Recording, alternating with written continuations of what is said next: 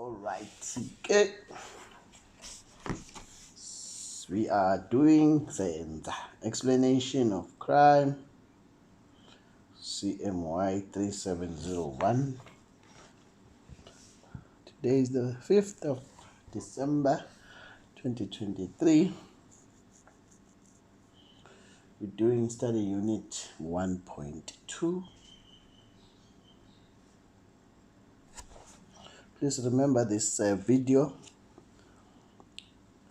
is done for my study purposes, not intended to do any lectures to any students.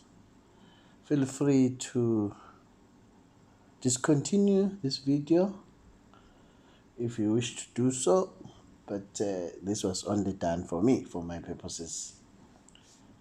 All right. Study unit 1.2, contemporary rational choice theories, learning outcome.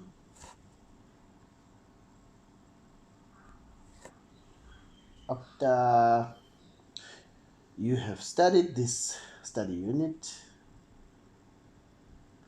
you should be able to describe the basic elements of routine activities theory, explain the contributions and shortcomings of this theory, interpret the proposition of the rational choice theory, describe the choice process, discuss the positive and negative aspects of rational choice theory. Time required for study unit 1.3 is approximately 3 hours. We've got a visual overview of this study unit. Okay, and then we go to our introduction. Classic thinking has had a significant impact on criminological theory. Classical ideas can be seen in those theoretical approaches that view offenders as rational actors.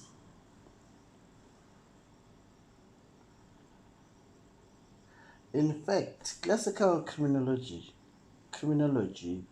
became the basis for all modern criminal justice systems. But the expected reduction in crime did not occur. Beginning in the 1870s,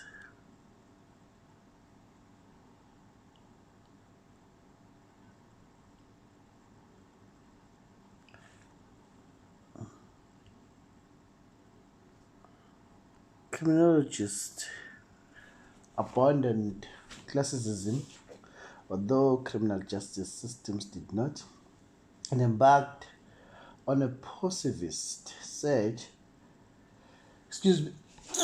for the causes of crime. After another 100 years, positivism too was found to have failed to reduce crime.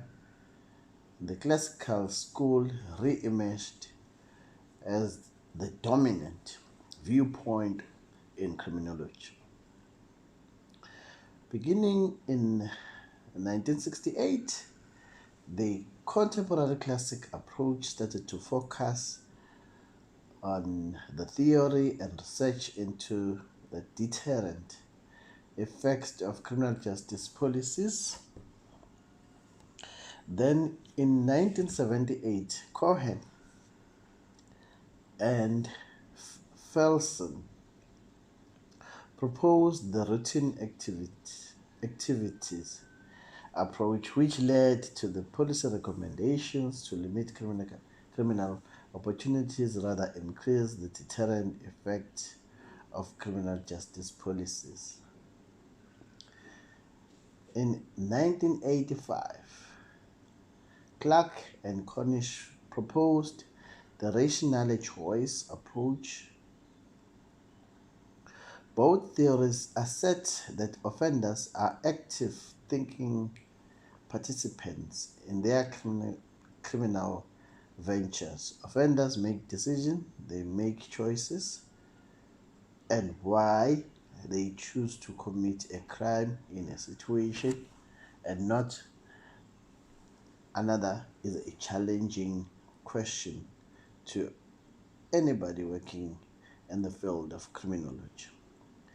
These theories are sometimes called opportunity theories because they contend that no crime can be committed unless there is an opportunity to complete the act.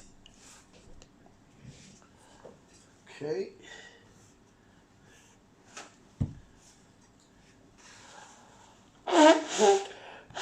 Excuse me. Definition of key concepts.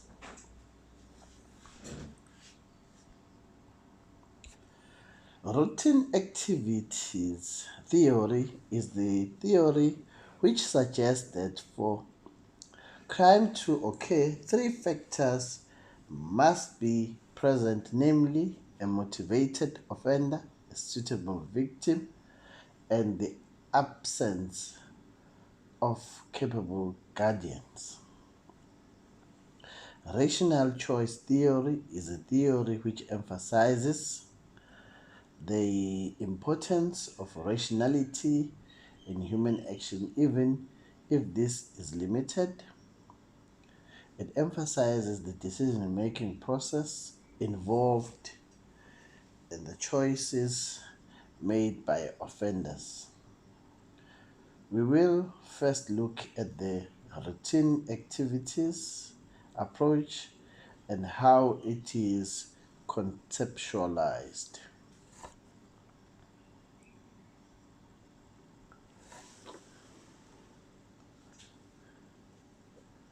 Routine activities theory. The routine activities theory was developed by Lawrence Cohen and Marcus Felsen. Cohen and Felsen argued that certain changes in the modern world have provided motivated offenders with far greater number of opportunities to commit crime.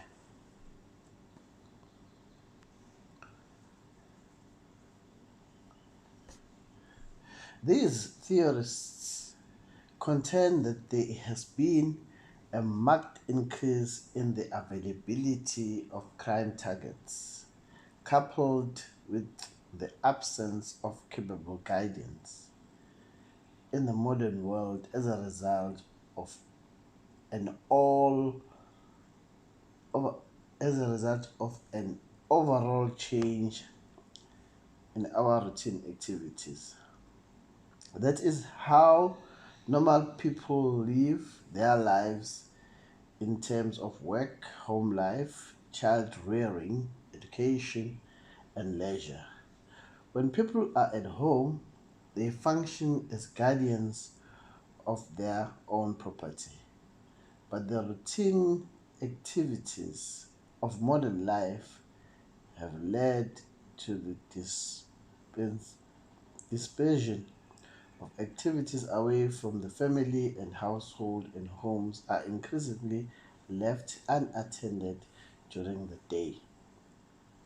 This means that many households no longer have capable guardians for extended and fairly predictable periods of time. As a result, they have become targets for burglary. In addition, there has been a large increase of portable goods which are therefore attractive targets to thieves, e.g., electronic goods.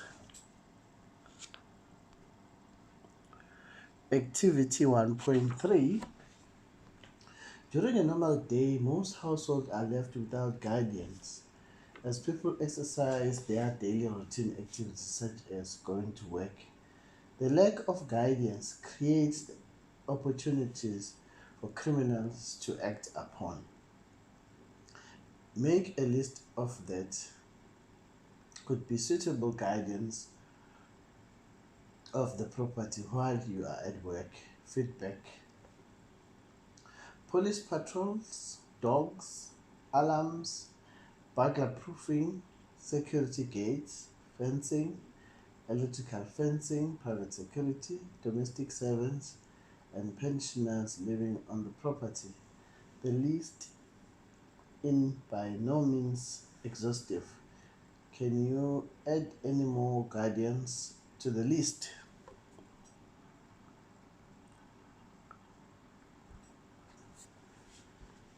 As people spend more time at large in society, going to work and from work, school, and leisure activities, they were likely to come into contact with motivated offenders in circumstances where was inadequate guardianship. The opportunity for robbery and assault therefore increased. The focus on opportunity suggests a pragmatic approach to prevent crime. Decreased opportunity for offending and crime will be reduced. Advice to reduce crime opportunities often leads to a focus on aspects of the environment that are most easily altered, such as whether a house has a burglar alarm and whether a shop minimizes the amount of money in its cash registers.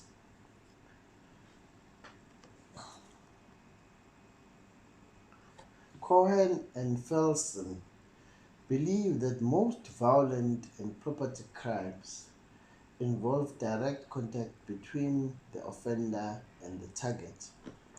They propose that for a personal or property crime to occur, there must be at the same time and place a perpetrator, victim, or an object of property.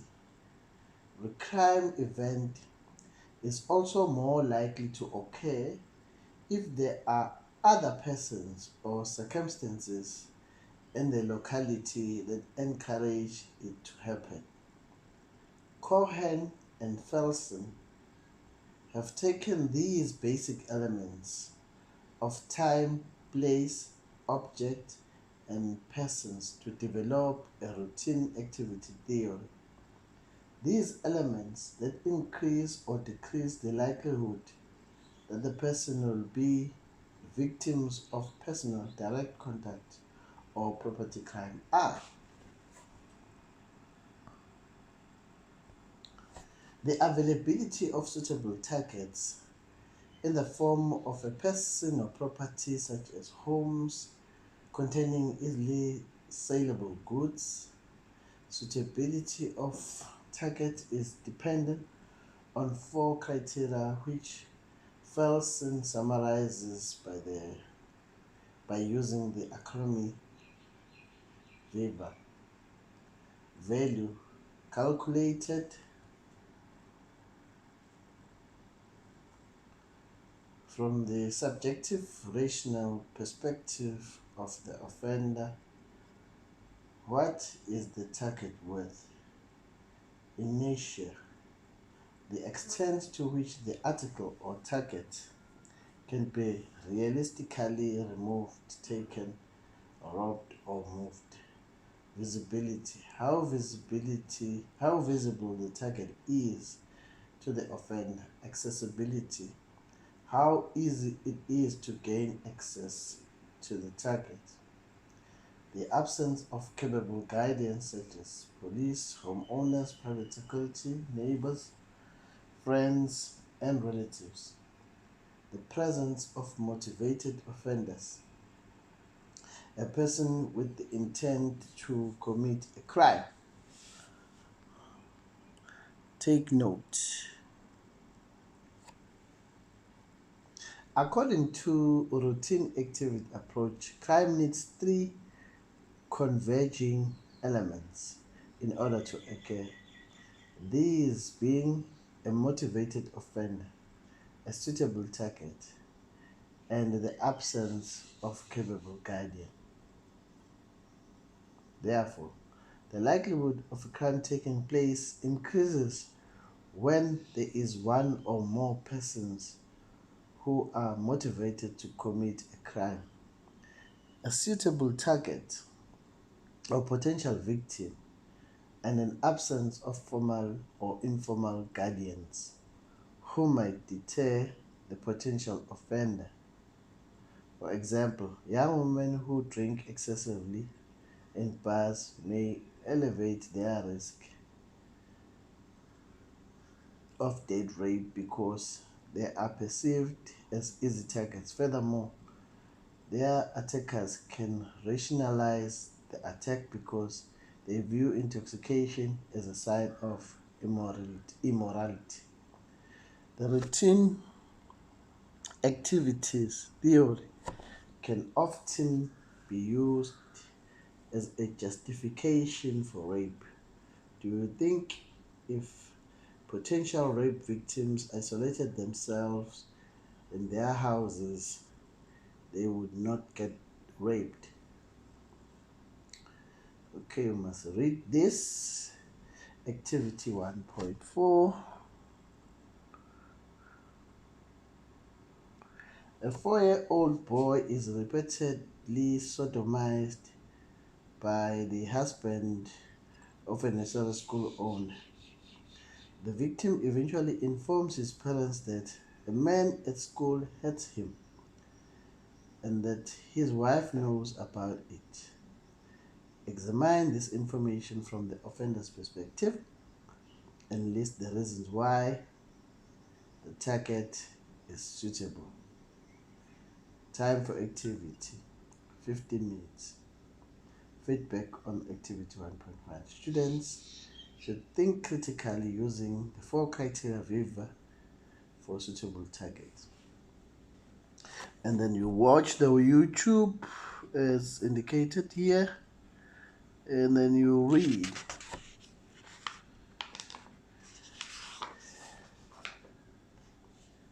You read the following criminal routine activities, and then delving deeper into the routine activity theory, we will now focus on the evaluation aspect of this theory.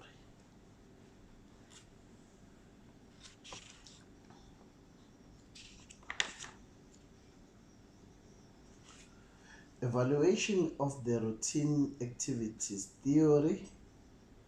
The primary goal of routine activities theory is to identify the environmental triggers that facilitate crime. The emphasis in this theory is therefore on a crime of place rather than a crime of person. Critics, however, argue that the theory ignores the offender and cannot answer the question why some individuals are more motivated to commit criminal acts than others. It also carries with it a tendency to blame the victim. Because the victim is identified as playing a significant role in the circumstances surrounding the criminal act,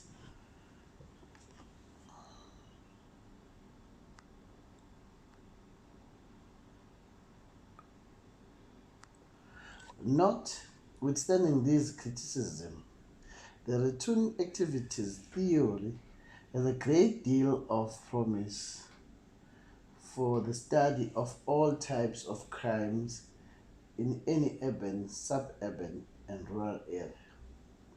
The theory provides valuable insight into the issue of crime prevention and should be a meaningful source of information for city planners, criminal justice officials, and policymakers.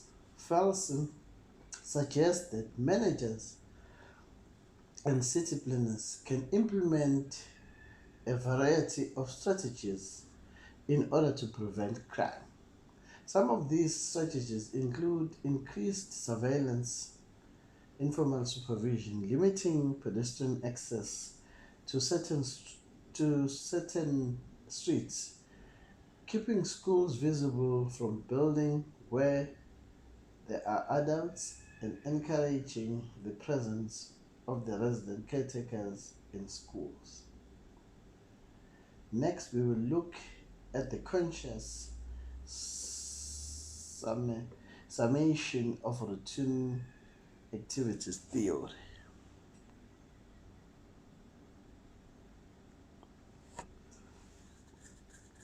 Conscious summation of the routine activities theory. The routine activities theory focuses on opportunity and lifestyle issues. A person's living arrangements can influence victim risk. People who live in unguarded areas are at the mercy of motivated offenders.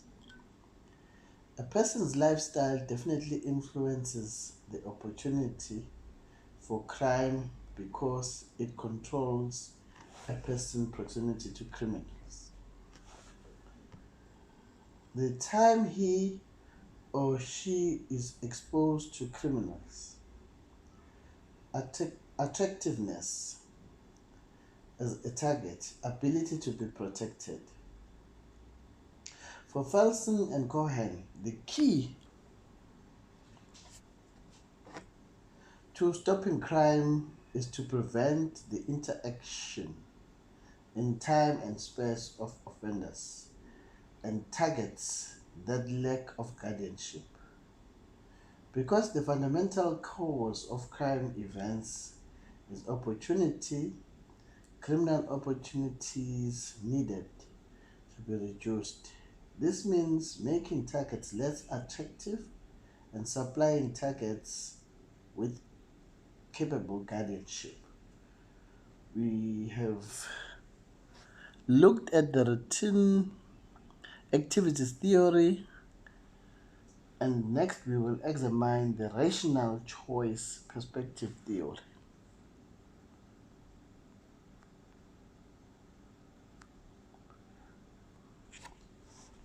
Cornish and Clark have attempted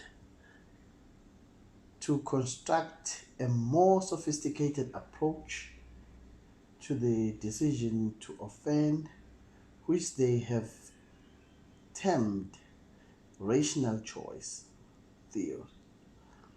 In their 1986 model, Cornish and Clark assume that people are not empty vessels. When they approach a situation in which a crime might be committed, they bring with them background factors that include many of the influences articulated by other theories of crime, such as temperament, intelligence, cognitive style, family upbringing, class origin, neighborhood, context, and gender. These factors create criminal motivations, deep rooted inclinations, or dispositions to commit crime.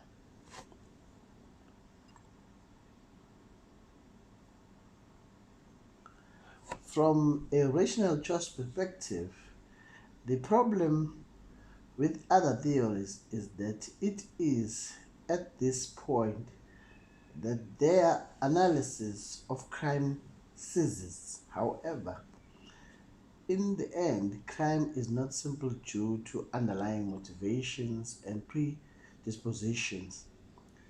It also involves a sequence of choices that must be made if these motivations are to result in an actual criminal act.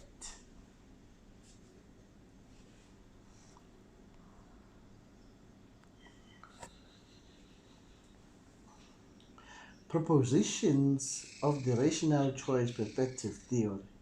Cornish and Clark summarize with the intention of benefiting the offender.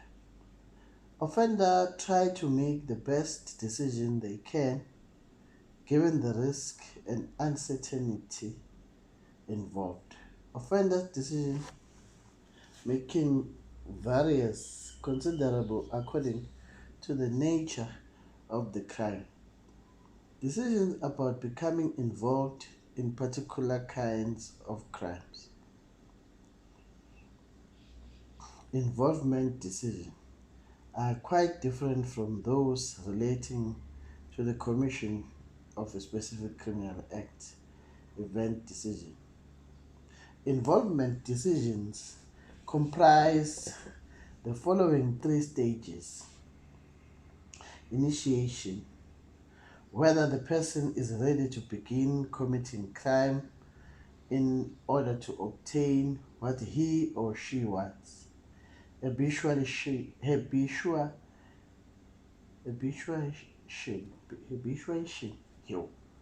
whether having started offending, he or she should continue to do so. Desistance, whether a home stage, he or she ought to stop.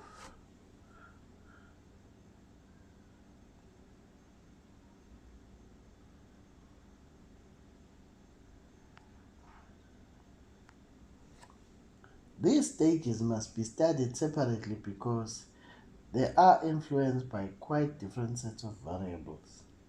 Background factors are likely to be the most important at the initiation stage and current life circumstances at the habituation stage and desistance stage. Event decision involved a sequence of choices made at each stage of a criminal act. For example, preparation, when to do the crime, reduce risk, target selection, which house to burglar, commission of the act, escape, and aftermath.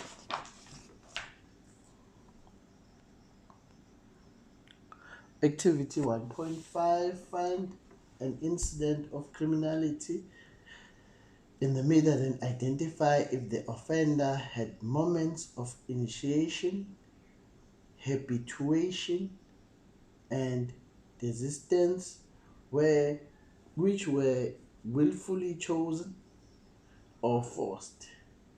15 minutes for this activity. Feedback. Students can find any incident from any media source and discuss and justify their arguments. Further exploration of rational choice perspective leads us to the following: bounded rationality of the rational choice perspective theory.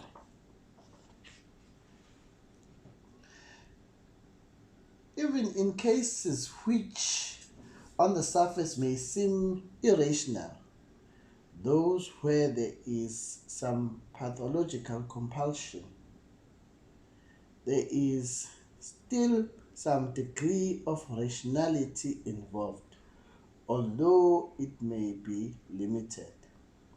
Therefore, for Cornish and Clark, behavior is rational but bounded.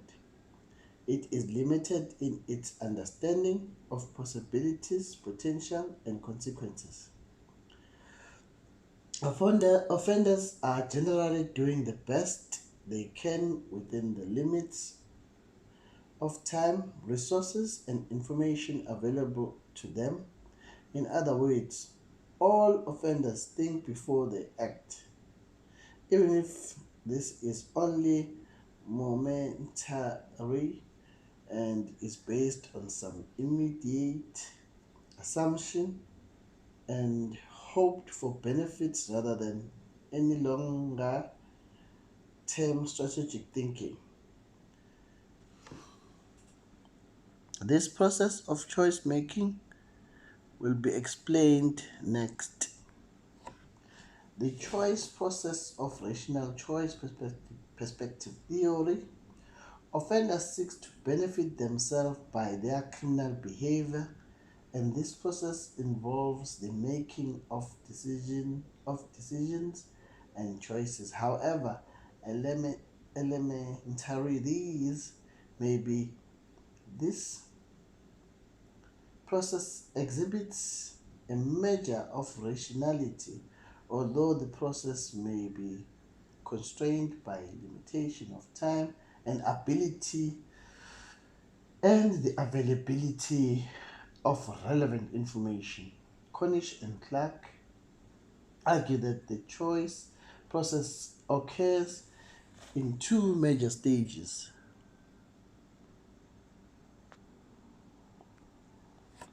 Firstly, offenders must decide whether they are willing to become involved in crime to satisfy their needs. Whether or not they decide to become involved in crime is influenced mainly by their previous learning experiences, including any experiences with crime, contact with law enforcement, moral attitudes, self perception, and the degree to which they can plan ahead. These learning factors are shaped by various background factors. Secondly,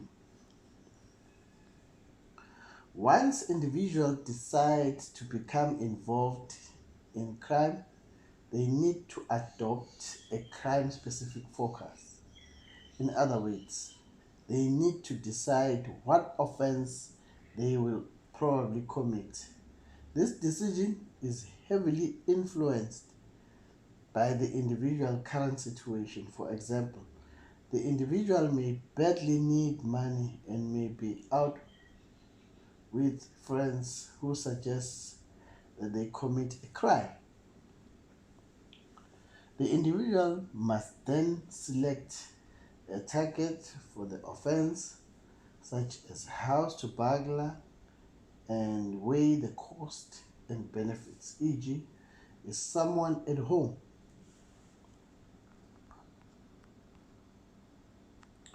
Crime, according to this perspective, is regarded as deliberate. It is never senseless. In other words, the crime always has some anticipated or intended benefit for the offender. While in the most obvious cases, the benefit may be some material reward. Benefit may also include excitement, prestige, fine, sexual gratification, and defying or dominating others. A man might brutally beat his wife not just because he is a violent thug, but also because this is the easiest way of making her to do what he wants.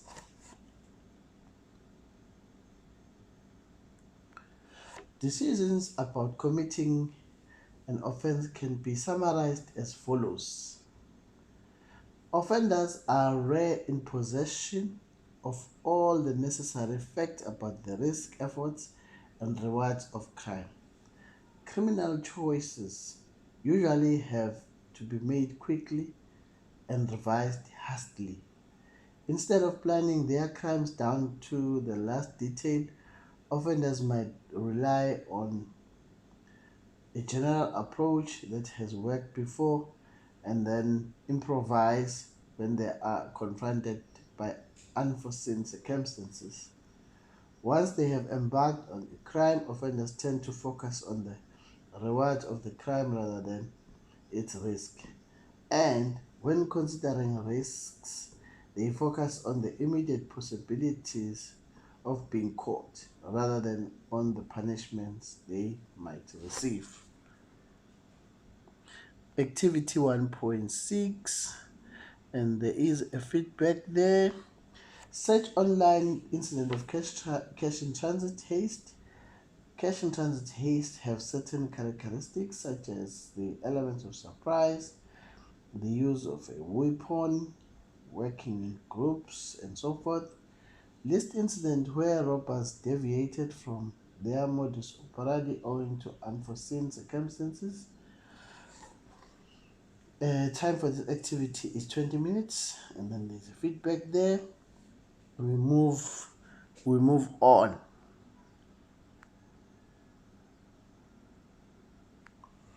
Delving deeper into the rational choice perspective theory, we will now focus on the evaluation aspect of this theory. Evaluation of the rational choice perspective theory. Rational choice theory seems to hold a promising approach to reducing crime, that of situational crime prevention, by studying how offenders make decisions to, say, commit burglaries. Steps can be taken to reduce opportunities that make these offenses possible. According to this approach, crime is prevented not by changing the offenders themselves in this way, but by changing certain aspects of the situations in which offenders occur, e.g., installing burglar alarms, guard dogs, avoiding going to places where risk of victimization is high. In short, the focus is on making crime more difficult to commit or less profitable so that it becomes a less attractive choice.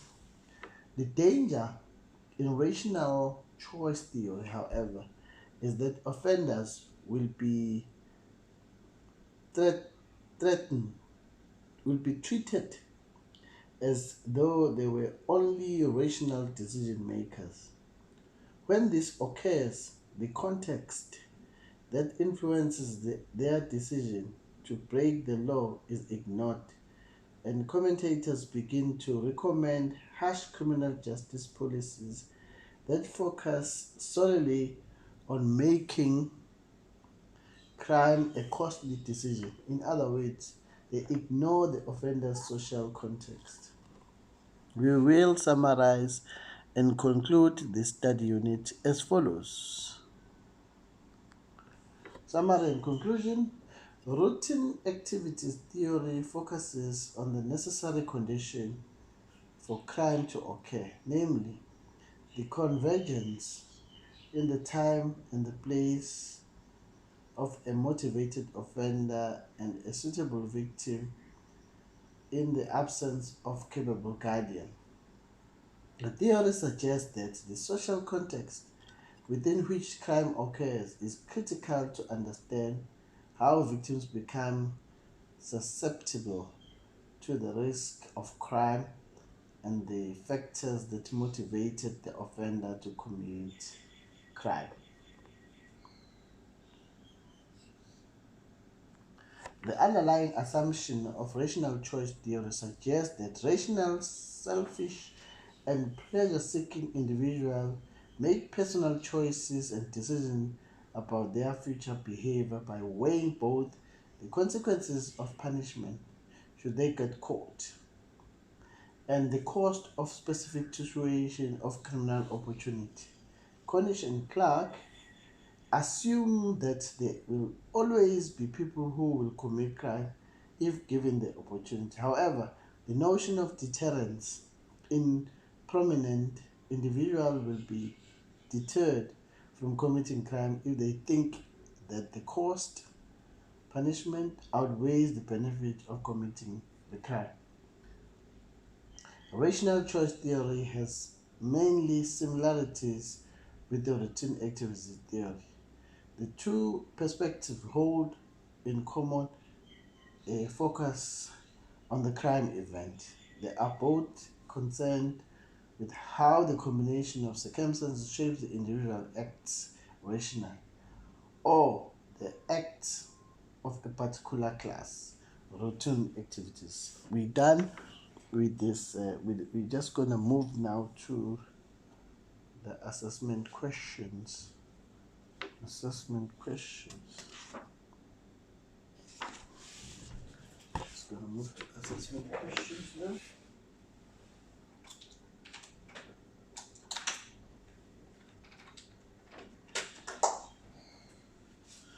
Alright, let's move to self-assessment. Okay, let's go. Okay, we're gonna do only the multiple choice questions. Who are the proponents of the routine theory?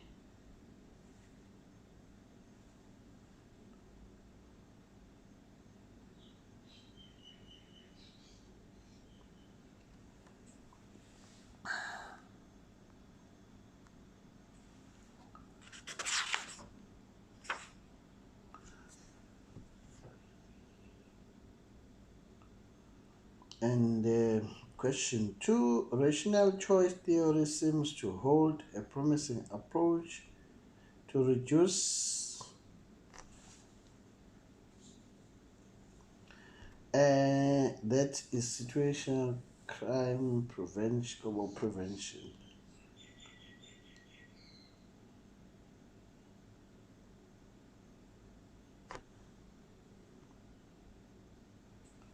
Reducing and prevention. Number 4, I'm right.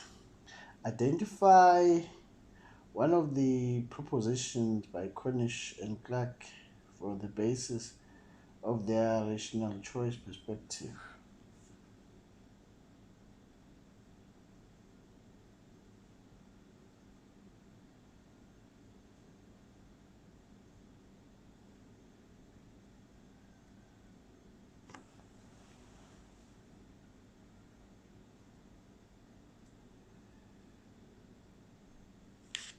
Number 3, offender decision making varies considerably according to the nature of the crime.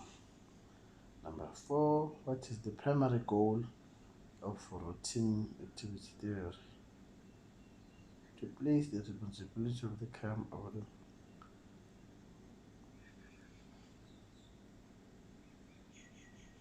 to place emphasis on offenders and ignore the victim. To deter criminals from committing crime by increasing awareness. To identify triggers for sensitive crime. Number 4. The transgender female was raped in the early hours of the morning while walking alone from a nightclub. Consider 3 elements that needs to exist in order for a crime to occur. How can this crime be prevented? By carrying a concealed weapon, by walking in a large group of friends, by only leaving the club at sunrise, by being more vigilant of her surroundings.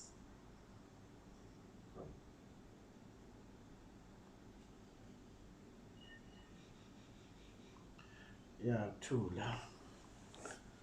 Okay, I think I'm done. I'm done with this one. Thank you.